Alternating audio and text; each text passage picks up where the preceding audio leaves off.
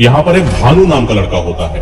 दरअसल भानु जो है उसको फोटोग्राफी का बड़ा शौक होता है। वो जगहों की फोटो लिया करता, इंसानों की फोटो लिया करता और ऐसी ऐसी रहस्यमयी जगहों की फोटो लिया करता कि जब कोई देखता उसकी फोटोज को बड़ा ही शौक हो जाया करता था। इसको किसी के संपर्क द्वारा ये पता चलता है कि एक गांव है जो भारत जंगल में है। ये भारत जंगल के अंदर का गांव बहुत ही ज्यादा रहस्यमयी है। कहते हैं कि इस गांव में कुछ ऐसा घटित हुआ है, जब भी कोई वहां पर जाता है उसको कुछ अजीबोगरीब चीजें दिखाई पड़ती हैं। उसने दौड़कर उस पत्थर के पास जाने की कोशिश करी, लेकिन वहीं पर बड़े पत्थर से उसका पैर टकरा जाता है। वो लड़का गिर जाता है, उसका कैमरा भी दूर गिर जाता है, हल्का सा क्रैक आ जाता है। वो बहुत परेशान होता है कि साड़ी पहने हुए एक लड़की उनके सामने आती है। लड़की शायद 20 से 22 साल की है, बहुत ही मनमोहक, लंबी चौड़ी, बॉडी एकदम गठी, पूरा बदन उसका चमक रहा था जैसे दूधिया बदन। उसको देखकर बड़ा ही आकर्षक हो रहा। उसके बाल लहरा रहे थे, हल्के से जैसे बूंद बूंद लटी पड़ी, आंखें बहुत बड़ी बड़ी, काली आंखें, एकदम गहरी गली, होठ बड़ी बड़ी से, और उसका वक्ष स्थल और उसकी जो बॉडी एकदम वो मोहित हो चुका था उस लड़की को। और धीरे धीरे वो आती है उसके पास और पूरी महिला जैसे उसके सामने आती है, ये देखकर दंग रह जाता है, क्योंकि वो ना बुजुर्ग महिला जैसी लग रही है, ना ही वो खूबसूरत आकर्षक महिला जैसी लग रही है, बल्कि बहुत ही डरावनी। आज की स्टोरी अमेठी से शुरू होती है। यहाँ पर एक भानु नाम का लड़का होता है। दरअसल भानु जो है उसको फोटोग्राफी का बड़ा शौक होता है। वो जगहों की फोटो लिया करता, इंसानों की फोटो लिया करता और ऐसे ऐसे रहस्यमय जगहों की फोटो लिया करता कि जब कोई देखता उसकी फोटोज को बड़ा ही शौक हो जाया करता था। लेकिन भानु अपनी उन रहस्यमयी जगहों से जितना विख्यात था, उतना ही ज्यादा वो विख्यात था अपनी कैमरामैन स्टाइल से और फोटोग्राफी स्टाइल से। उसको लोग अक्सर क्या कहा करते थे कि तुम कोई ऐसी जगहों की फोटो लो, ऐसी जगहों की डॉक्यूमेंट्रीज बनाओ जिसके बारे में लोगों को पता ही ना हो। लोगों को जो पता है उनके बारे में फोटोज लेना, उनकी वीडियोग्राफी करना, ये हर एक आम बंदा कर रहा है, लेकिन तुम कुछ अलग करो। भानु को पता नहीं कहीं से भनक लगती है कि एक डॉक्यूमेंट्री को साइन करा जाए और डॉक्यूमेंट्री रिकॉर्ड करा जाए, जिससे लोगों के सामने अपनी टीआरपी को बहुत ही ज्यादा इंक्रीज करा जा सके। भानु इसी तलाश में था कि कोई एक ऐसी जगह मिल जाए जो सच में बहुत ही तिलस्मी हो, बहुत ही रहस्यमयी हो।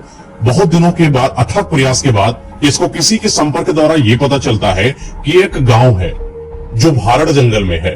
ये भारत जंगल के अंदर का गांव बहुत ही ज्यादा रहस्यमयी है। कहते हैं कि इस गांव में कुछ ऐसा घटित हुआ है, जब भी कोई वहां पर जाता है उसको कुछ अजीबोगरीब चीजें दिखाई पड़ती हैं।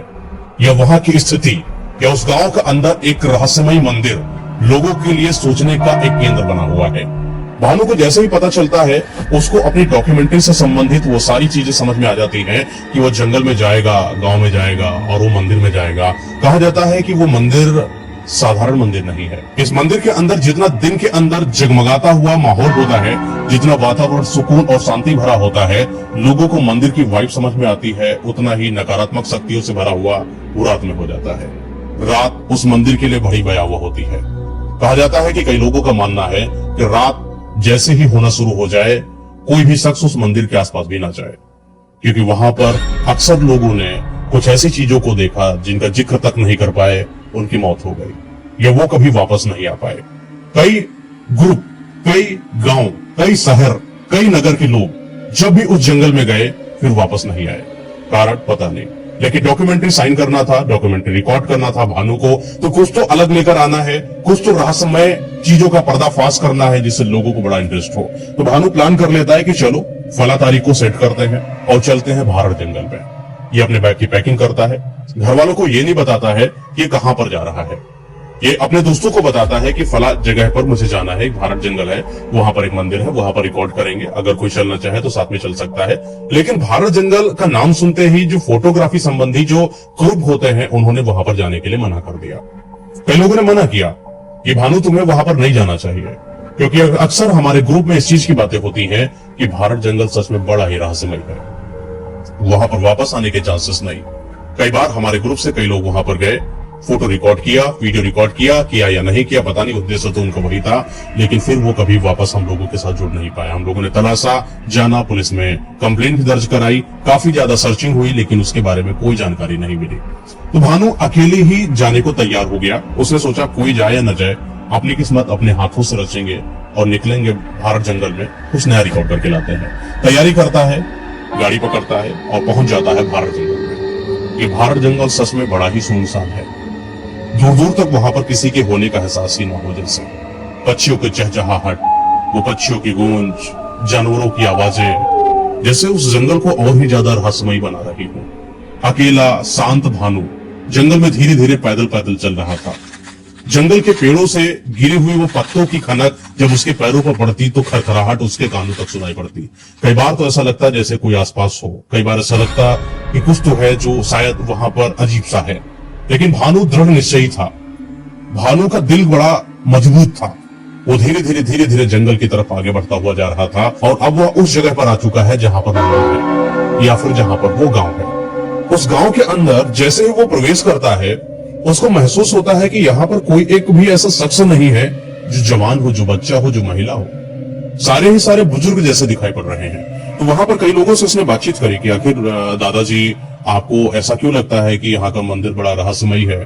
तो कई लोगों ने तो शायद इस बात पर बात करने से ही मना कर दिया, लेकिन कई लोगों ने कहा कि नहीं, ये जो जंगल है, जितना तुमने साधारण सोचकर अपने कदम उठाए हैं यहाँ पर आने के लिए, वैसे ही कदम अपने उठाओ और चलते बनो, क्योंकि ये जंगल तुम्हें बर्बाद कर देगा। हम लोग अपनी जिंदगी को जिस तरीके से जीवन यापन करते करते इस गांव में रह रहे हैं, हमें यहाँ का चप्पा चप्पा पता है। तो अगर मैं तुम्हें इस चीज का हिदायत दे रहा हूँ कि तुम्हें इस जंगल में और इस गांव में रहने से कोई फायदा नहीं होने वाला है, तो जरूर इसके पीछे सोची समझी साजिश है, या सोची समझी सलाह है। चले जाओ यहाँ से, ये गांव तुम्हें बर्बाद कर देगा, तुम्हारी जान ले लेगा। जाओ मंदिर के दर्शन करो, फला जगह पर मंदिर है, बहुत अच्छा मंदिर है, बहुत पवित्र मंदिर है, दर्शन कर लो। लेकिन याद रहे कि 6 बजे के बाद इस मंदिर के आसपास भी मत भटकना। ये बातें जैसे भानु को अंदर ही अंदर कचूट रही थी, जिज्ञासा से भर रही थी कि आखिर उस मंदिर में ऐसा क्या है जिससे ये सारे के सारे भयभीत है। उसके जहन में एक और सवाल चल रहा था कि आखिर इस पूरे गांव में सिर्फ बुजुर्गों के अलावा कोई जवान युवक या बच्चा, कोई महिला या बुढ़िया क्यों नहीं दिखाई पड़ती। कई लोगों से पूछा उसने कि सारे के सारे लोग जब से मैं आया हूं, मुझे सारे बुजुर्ग ही क्यों दिखाई पड़ रहे हैं, यहाँ पर कोई जवान नवयुवक क्यों नहीं। कई लोगों ने कहा कि यहाँ पर नवयुवकों का काम नहीं है। समय के साथ कुछ लोगों ने वहां की सच्चाई को शायद छुपाने के लिए बोल दिया कि यहाँ पर हमारे बेटे या हमारे दोस्तों के जो बेटे रहे, उनको ये गांव भाया नहीं और यहां से निकलकर शहर चले गए। वो शायद सिर्फ भ्रमित करने का एक इशारा था। लेकिन भानु को इस चीज से भनक नहीं लग रही थी कि आज उसके साथ क्या होने वाला है या आने वाला भविष्य उसका कैसे होने वाला है। वही 12 बजे का समय होता है, वो तैयार होता है और अपने उस मंदिर के पास जाने की तैयारी करता है जहां के लिए वो पूर्णतया आया है। अच्छा, रहने के ठिकाने की अगर बात करें तो वहीं पर एक बुजुर्ग ने एक रहने का ठिकाना इनको दे रखा था। हालांकि एक बड़ा ही टूटा फूटा सा कच्चा सा मकान था, सिर्फ एक चारपाई पड़ी हुई थी और वहां पर लालटेन थी। आप उससे अगर रात हो जाती है तो वहीं पर जलाकर देख सकते हो। खाने पीने की अगर व्यवस्था है तो वही कच्चा सा वहां पर चूल्हा रखा था। आपको लकड़ी जंगल से लेकर आना है, चूल्हे को जलाना है। कुछ चंद वहां पर बर्तन गिनित रखे हुए हैं जिन पर आप खाना बना सकते हो। सहयोग के रूप में एक इंसान थे जो उनके साथ में थे। अकेले थे तो बोले कि तुम हमारे साथ ही रुक जाओ, हम दोनों लोग साथ में खाना बनाएंगे, खाएंगे। आज की रात रुको और तुम कल अपने शहर के लिए रवाना हो जाना। ऐसे ही तरीके से इनका गांव और इनकी जो है यात्रा आगे की तरफ चलती है। अच्छा, सुबह का वही 12 बजे का समय, तो वो ये सोचता कि चलो मंदिर जाते हैं, देखते हैं क्या बात है। तो दादाजी ने पहले ही इस चीज के बारे में क्लियर करा था कि बेटा 6 बजे के बाद इस मंदिर के आसपास भी मत भटकना।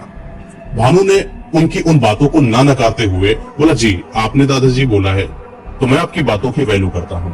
मैं कोशिश करूंगा कि 6 बजे के पहले ही मैं यहाँ पर आ जाऊं और हो सकेगा तो जल्दी ही यहाँ के बारे में जानकर कुछ मैं फोटोज खींचूंगा।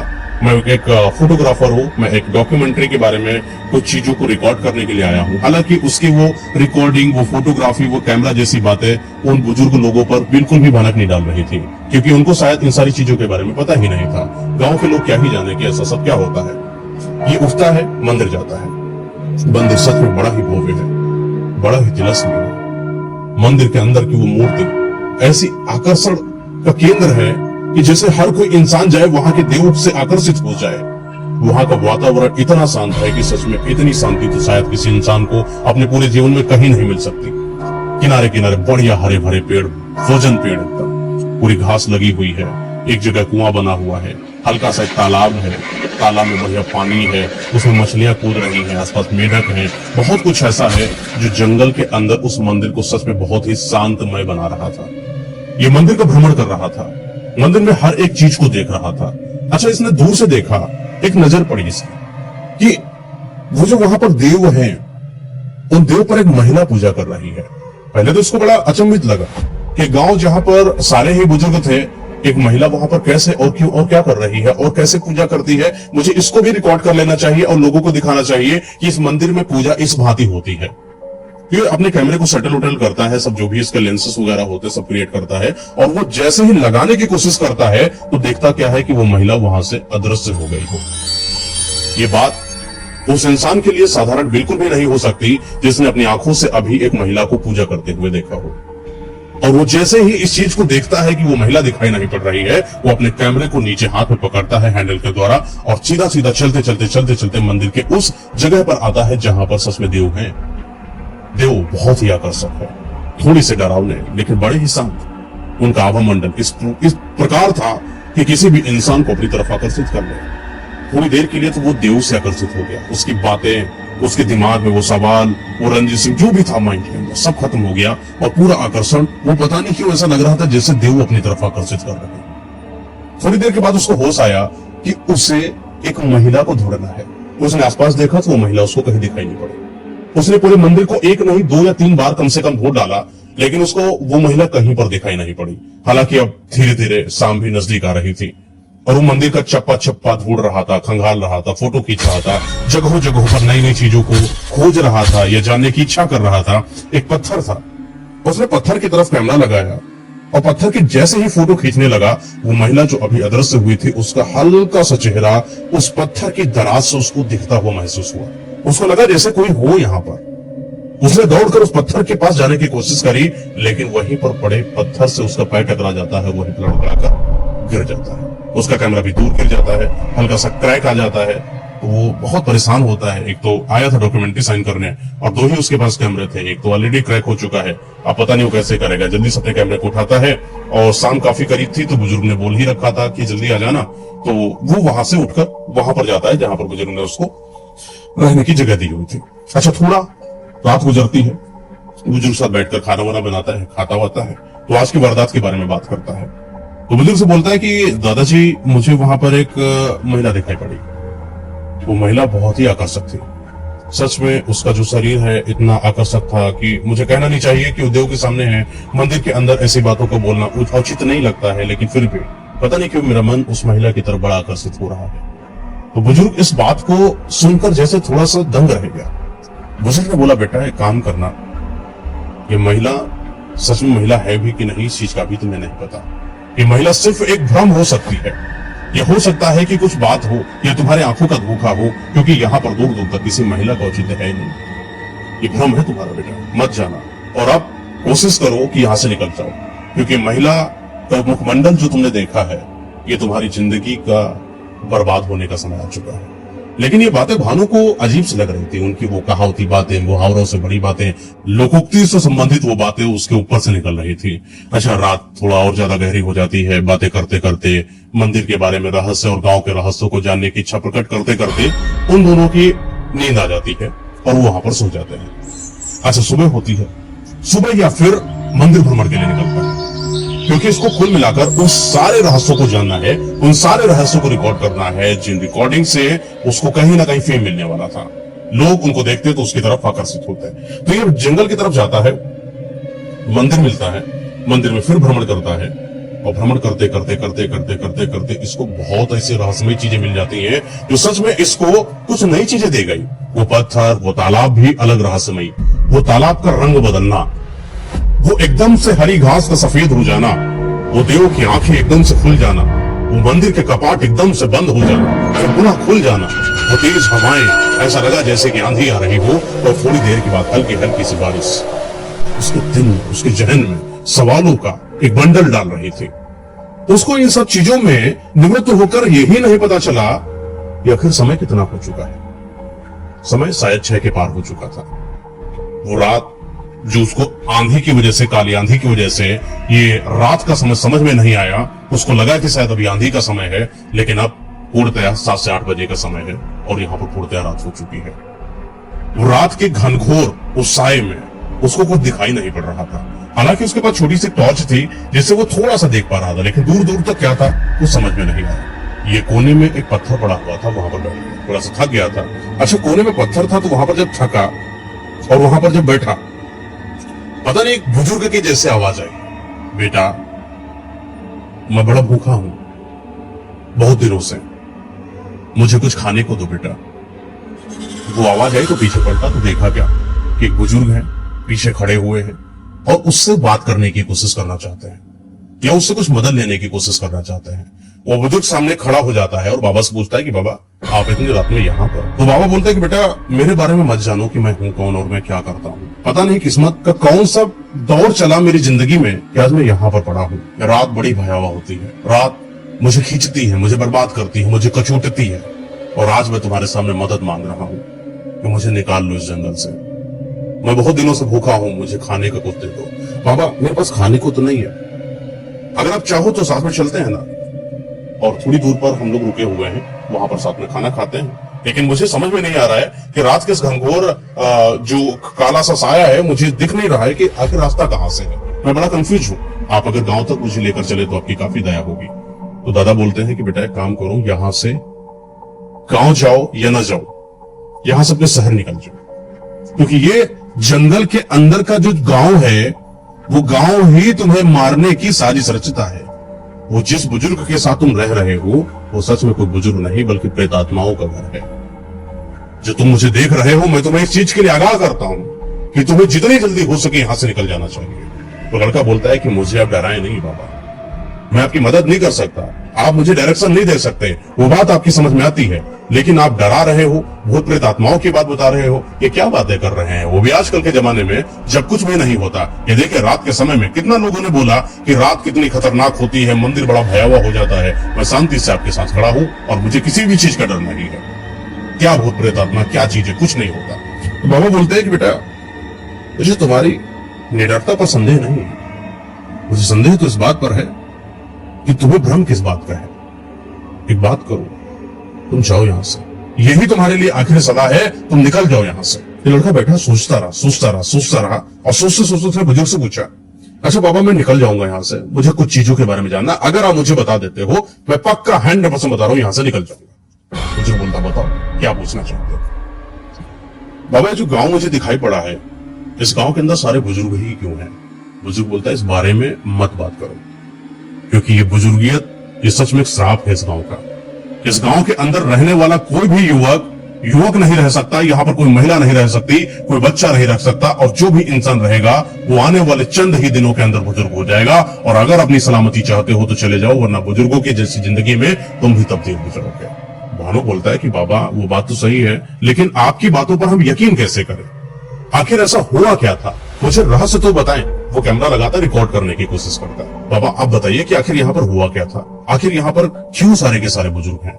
तो बाबा बोलते हैं कि ठीक है बेटा, अगर तुम्हारे अंदर जानने की इच्छा है तो चलो आज मैं तुम्हें बताता हूँ कि आखिर इस गांव की ये हालत हुई कैसे और सच में इस गांव का असली रहस्य क्या है। दरअसल बहुत समय पहले की बात है, दो व्यापारी थे, उनके अंदर भ्रमण करने की बड़ी इच्छा थी, जगहों जगहों पर जाते थे, हर नई चीजों को जानने की कोशिश करते थे। अच्छा उनके पास पैसा बहुत था, धनवान बहुत थे, तो हर चीज खरीद लेते थे, शराबी थे, मदिरा पान करने का बड़ा शौक था उनके अंदर, और हर जगहों पर अपनी जिंदगी को जीते थे। एक तरीके से व्यापारी भी थे, मेहनती भी थे, साथ में अय्याश भी थे। उनको हर तरीके का शौक था, दारू का, लड़की का। उन्होंने ऐसा कोई काम नहीं छोड़ा था जो सच में यहाँ पर इस पूरी दुनिया में ना हो। इतने खतरनाक लेवल के व्यापारी थे। तो एक बार की बात है, ये दोनों व्यापारी चलते चलते भ्रमण करते करते इस मंदिर के बारे में जानते हैं और यहाँ पर गांव में आने की कोशिश करते हैं। इनको लगता है कि अपने जो व्यापार है उसका विस्तार करा जाए जगहों जगहों पर। हालांकि इनका विस्तार लगभग आसपास के हर इलाके में हो चुका था, लेकिन ये गांव इनके व्यापारिक क्षेत्र से अभी अछूता हुआ था। तो ये दोनों के दोनों इस गांव के अंदर आते हैं। उस समय गांव में बड़ा चहल पहल था, लगभग सभी लोग अच्छे से रहा करते थे, लेकिन बस कंडीशन इतनी सी थी कि यहाँ पर किसी भी तरीके से कोई भी महिलाएं नहीं थी। युवक तो थे, बुजुर्ग भी थे, बच्चे नहीं थे और महिलाएं नहीं थे। मंदिर काफी ज्यादा प्रख्यात था, ये मंदिर काफी लोगों की जानकारी में था। जब व्यापारी यहाँ पर आते हैं तो अच्छा, यहाँ पर गांव के अंदर हर तरीके की व्यवस्था थी। आज इतना ये वीरान दिखता है, वैसा ये था नहीं, बड़ा ही चहल पहल से भरा था। हर तरीके की चीजें, खाने की दुकानें, बढ़िया सब कुछ मिला करता था, और दारू वारू की भी दुकानें थी। तो दोनों व्यापारी जब यहाँ पर आए, इन्होंने व्यापार को यहाँ पर स्टेबल किया, अपनी जो चीजें थी, व्यापारिक केंद्र थे, वहां पर बनाने की कोशिश करी। अच्छा, इनका बैठने का एक अड्डा था, रात का सब समय होता था, अपने सारे कामों से जब ये निवृत्त हो जाया करते थे तो निकल कर आते थे। यहाँ पर एक थोड़ी ही दूर पर एक ठेके की दुकान थी, दारू की दुकान थी, और वहां पर ये दोनों बैठकर दारू पिया करते थे। तो जब ये दोनों दारू पिया करते थे तो इनके अंदर ये कंट्रोल नहीं था कि वो कितनी दारू पी रहे हैं और कितनी तक पिएंगे। जम के पैसा था, जम के पैसा लगाते थे, खूब अय्यासी करते थे, खूब लोगों के ऊपर उड़ाते थे, लोगों को अपने साथ रखते थे, बड़ा एक ग्रुप बनाकर रखते थे, लोग इनका बड़ा सम्मान किया करते थे। तो पता नहीं क्या था कि एक दिन की बात है, ये दोनों बैठे हुए दारू पी रहे थे और अचानक दोनों में से एक बोलता है कि यार, सारी तो व्यवस्था अपने पास है, पूरा व्यापार भी अपने पास है, पैसा भी अपने पास बहुत है, और ये गांव जो है जहां पर हम लोग विस्तारीकरण कर रहे हैं, यहाँ पर शराब भी मिल जाता है, मौज मस्ती तो बहुत हो जाती है, शराब तो है लेकिन सवाब की व्यवस्था नहीं मिल पा रही है। यानी एक लड़की की व्यवस्था अगर हो जाए तो मजा आ जाए। क्योंकि हम लोग जिस तरीके से हैं, जहां से आए हुए हैं, वहां तो सारी व्यवस्था थी, लेकिन इस गांव के अंदर दूर दूर तक बताइए 2-2, 3-3, 4-4 महीने हो चुके हैं और अभी लड़की का जो सुख है वो कभी नहीं पा पाए। कोई महिला ऐसी मिल जाए जो हम लोगों को सुख कर दे, खुशी कर दे, सच में जितना भी पैसा उसके ऊपर लुटा देंगे। ऐसी ऐसी बातें कर रहे थे। अच्छा, ये दोनों जब बातें कर रहे थे, वहीं पर दूर पर खड़ा एक इंसान इनकी बातों को सुन रहा था। जब वो सुना तो धीरे धीरे इनके पास आया, बोला साहब शायद आप कोई बात कर रहे थे। बोला क्या? बोला आपको महिला चाहिए। कान में जाकर बोलता है। ये बात जैसे उसने बोली, इन दोनों व्यापारियों को जैसे खुशी का ठिकाना न मिला। बोले हाँ, कहीं यहाँ पर मिलती है क्या? ये तो पूरा गाँव है, इस गाँव में तो कोई महिला ही नहीं, यहाँ पर कैसे कोई महिला मिल सकती है? तो आदमी बोलता है कि अगर आप चाहो तो मेरे पास एक जगह है, वहां पर एक महिला रहती है, सच में इतनी खूबसूरत, जिसकी आपने कभी कल्पना न करी हो, जितना आपने कभी सोचा ना हो। आज तक जहां जहां पर भी आप गए हैं, आपने जिन भी महिला के साथ संबंध बनाया है, जिस महिला से मैं आपका संपर्क कराऊंगा, वो महिला दुनिया की इतनी खूबसूरत महिला है कि सच में उसके आगे तो सारी महिलाएं फीकी पड़ जाएं। ये बातें, ये रूहानी बातें जैसे जैसे वो कर रहा था, इन दोनों के अंदर की आत्मा एकदम से बेचैन होती जा रही थी, और इनको अब कुछ नहीं चाहिए था, न दारू, न पैसा, न कुछ। इनको बस चाहिए तो सिर्फ उस महिला का साथ, महिला का संग, महिला के साथ संबंध। उस आदमी से बोलते हैं वो दोनों, तुम एक काम करो, मुझे वहां पर लेकर चलो। अच्छा, सुरेंद्र और महेंद्र नाम के दो व्यापारी थे। इसी में से सुरेंद्र बोलता है, काम करो महेंद्र, तुम होकर आओ, आज पहले वहां के बारे में जांच पड़ताल करो, अगर सही लगता है तो हम भी चलेंगे। महेंद्र सुरेंद्र से कहता है, अच्छा सुरेंद्र महेंद्र से कहता है, तो महेंद्र कभी सुरेंद्र से कहता है, दोनों एक दूसरे से कहता है कि नहीं नहीं तुम चले जाओ, वो कहता तुम चले जाओ। अच्छा, दोनों साथ में जा नहीं सकते। कारण ऐसा है कि जो बीच का दलाल है, जिसने इस बारे में बताया, उसने बोला कि एक समय पर सिर्फ एक ही आदमी जा सकता है। तो महेंद्र ने सोचा, अच्छा ठीक है, मैं जाकर देखता हूं पहले।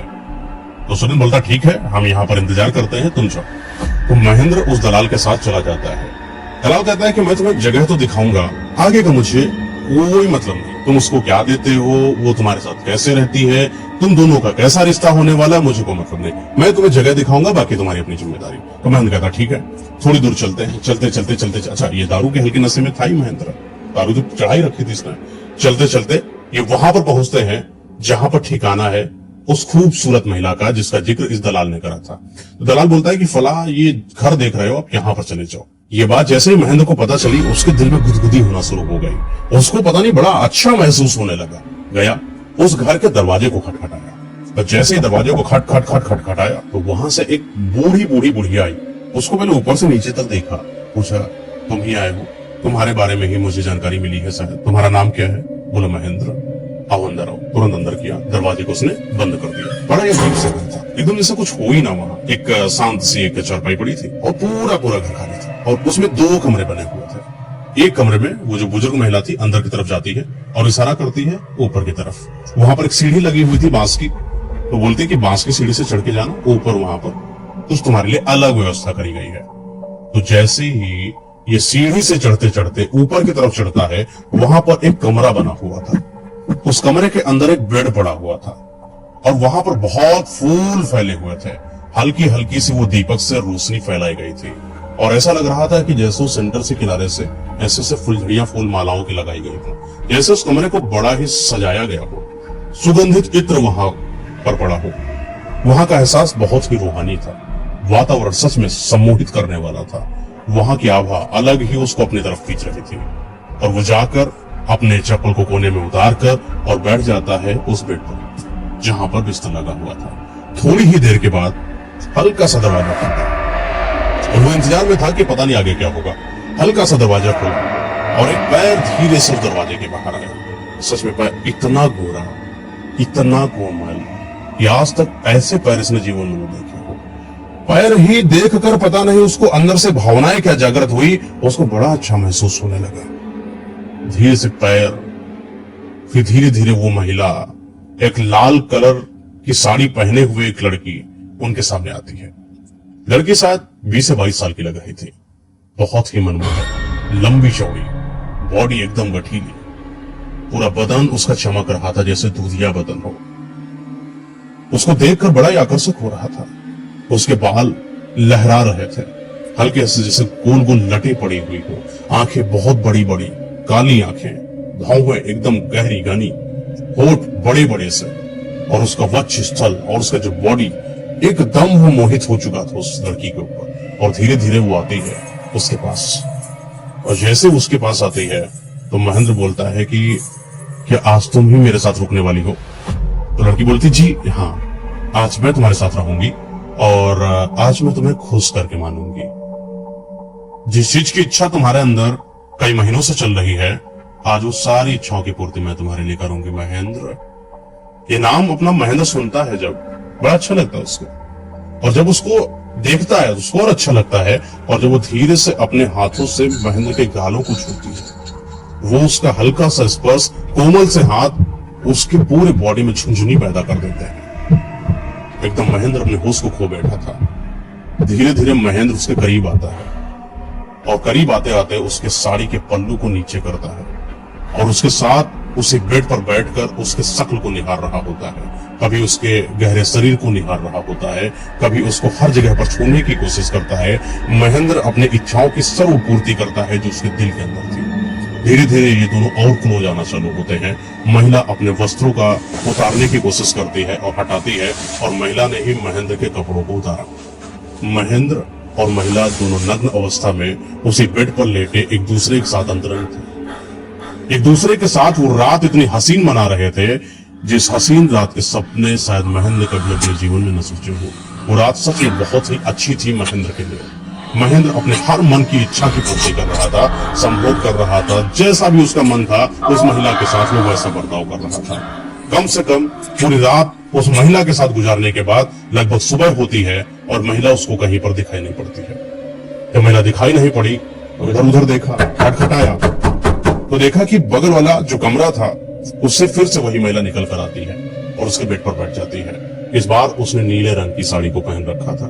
सच में वो लाल रंग की साड़ी से नीले रंग की साड़ी उसको और ज्यादा मोहित कर रही थी।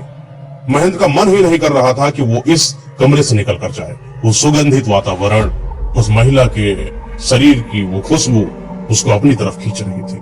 महेंद्र अपने उंगली से एक अंगूठी निकाली, बोला ये रखो। वो समाती हुई उस अंगूठी को रख लेती अपने पास। उसके भाव में जैसे लज्जा हो, वो देखकर शर्मा रही थी महेंद्र को। और महेंद्र भी जैसे पूरी रात उसके साथ अंतरंग होने के बाद उसको इस चीज के बारे में सलाह दे रहा था, कोई बात नहीं, मैं बुरा इंसान नहीं हूं, तुम मेरे साथ खुल सकती हो, आखिर इतना तो खुली हो मेरे साथ आज रात, बाकी बात कर सकती हो। आखिर अच्छा ये बताओ कि मुझे अगर अगली बार आना हो तो मैं कैसे आऊं?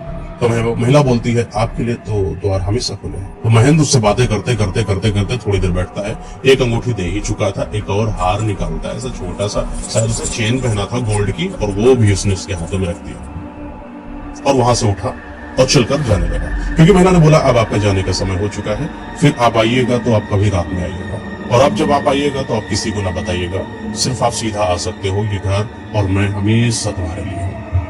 महेंद्र उसकी बातों से इतना प्रभावित था, उसकी गतिविधियों से इतना खुश था कि वहां से निकलकर दौड़कर सीधा सुरेंद्र के पास जाता है। सुरेंद्र पूछता है कि बताओ क्या हुआ, क्या चीज देखा तुमने, कैसा एहसास हुआ तुमने? महेंद्र ऐसा खुश जैसे कि वो किसी सातवें आसमान में हो। उसको अपना जिक्र कर रहा था कि कैसे कैसे उसने उसके साथ रात बिताई, कैसे कैसे उसके साथ उसने संभोग करा, हर वो विवरण, हर वो छोटी छोटी चीज उसको बता रहा था। ये बात सुनकर जैसे सुरेंद्र के शरीर में सुरसुरी लग गई। वो बार बार उसके मन में आने लगा, जब महेंद्र जा सकता है तो मैं भी कल जाऊंगा। महेंद्र बोलता कि जब मैं आ रहा था तो उसको मैंने एक अंगूठी दी थी, तो एक बढ़िया सी चेन दी थी, जरूर मुझसे बड़ी आकर्षित हो गई है और अब जब मैं जाऊंगा तो मुझे वो इतना खुश रखेगी जितना मुझे किसी ने खुश नहीं रखा। सुरेंद्र बोलता है ठीक है, अगली बारी मेरी। अगले दिन की बात है, सुरेंद्र उठता है और फिर वो उसी घर में जाने की कोशिश करता है जिस घर में वो महिला है। दरवाजा खटखटाया, सेम वही बुजुर्ग महिला देखने को मिलती है। बुजुर्ग महिला के कोई भाव में, शरीर में, चेहरे पर कोई भाव नहीं थे। वो पूछती है क्या नाम है तुम्हारा? तो सुरेंद्र बोलता है सुरेंद्र, मैं महेंद्र का दोस्त। बोलती अच्छा आओ अंदर आओ। दरवाजा बंद करती है, अपने कमरे की तरफ जा रही होती है, इशारा करती है कि बगल में जो सीढ़ी लगी है वहां पर कमरा है। ये बात महेंद्र से ऑलरेडी सुरेंद्र सुन चुका था, कैसे कैसे जाना है। सुरेंद्र दौड़ के वहां पर जाता है। सच में आज भी उसके लिए कुछ अलग ही व्यवस्था थी। पूरे पूरे कमरे में सिर्फ गुलाब के फूल थे। हल्की हल्की सी वो रोशनी जो दीपक से जलाई गई थी, इत्र की वो खुशबू उसको और मोहित कर रही थी। वो बेड पर लेटा हुआ इस चीज का इंतजार कर रहा था कब वो खूबसूरत सी परी नुमा महिला उसके पास आएगी और उसके सारे दुखों का हरण करके उसको आज खुश कर देगी। फिर धीरे से हल्का सा दरवाजा खुलता है और एक पैर बाहर आता है। वो श्वेत रंग का दूधिया पैर उसको अपनी तरफ मोहित कर रहा था। धीरे धीरे धीरे पूरी महिला बाहर आती है। वो इतनी खूबसूरत जिसको सुरेंद्र ने आज तक जीवन में कभी न देखा। उसके बालों की बनावट, आंखों की बनावट, होठों की बनावट, वक्षस्थल की बनावट, पूरे शरीर की गठीले बदन की बनावट उसको अपनी तरफ इतना केंद्रित कर रही थी कि वो कुछ ना बात कर पाया, न अपने आप को संभाल पाया। सीधा महिला के पास जाकर चिपट गया। महिला ने बोला अरे सुरेंद्र, अभी इतनी जल्दबाजी किस बात की?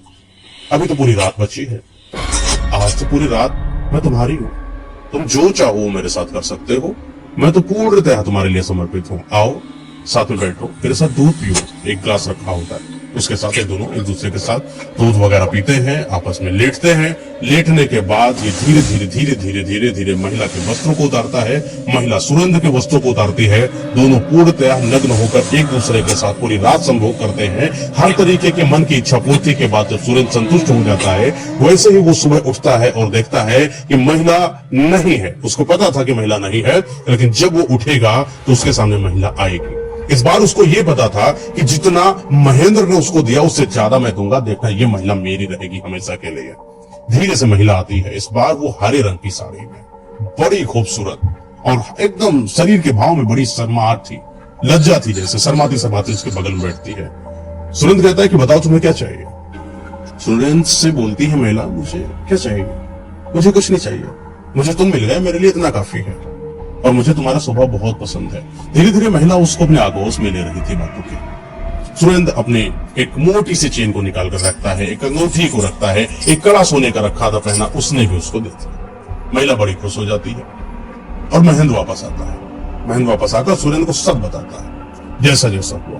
महेंद्र ने बोला कि देखना इस बार सुरेंद्र जो है, मतलब सुरेंद्र बोलता है महेंद्र से, देखना इस बार जो महिला है मुझसे बड़ी आकर्षित हो गई होगी।